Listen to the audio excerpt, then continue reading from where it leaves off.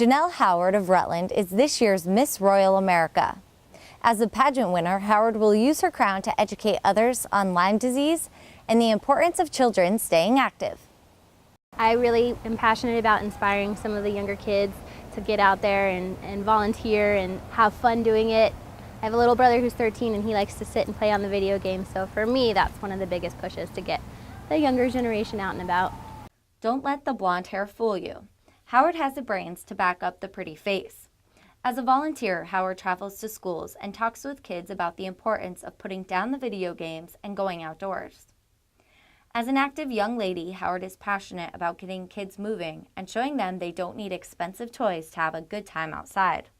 Jump roping is fun. I mean, who doesn't love jump rope? When we were growing up, it's hopscotch, sidewalk chalk, jump rope, you throw rocks into a puddle. It was just using your imagination. So jump roping, once you get past the just jumping up and down part, you can start doing tricks, trying to turn around, jump on one leg. Of course, there's double dutch, so it's endless. That's why it's fun. Miss Royal America is a pageant that prides itself on crowning a young woman who's connected to her community and involved.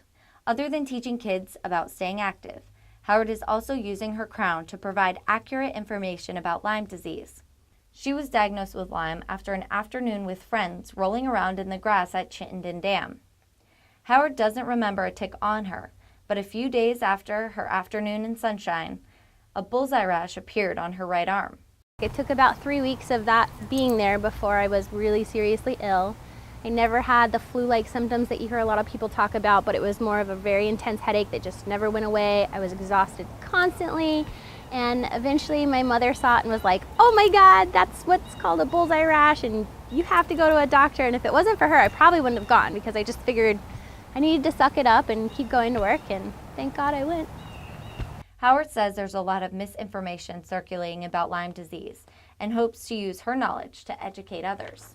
Well, I think it's important for people to not make the same mistakes I did, which was waiting way too long to go see a physician and find out what was going on. You know, your health is the most valuable thing that anybody possesses. If there's one thing that's worth spending money on, it's your health.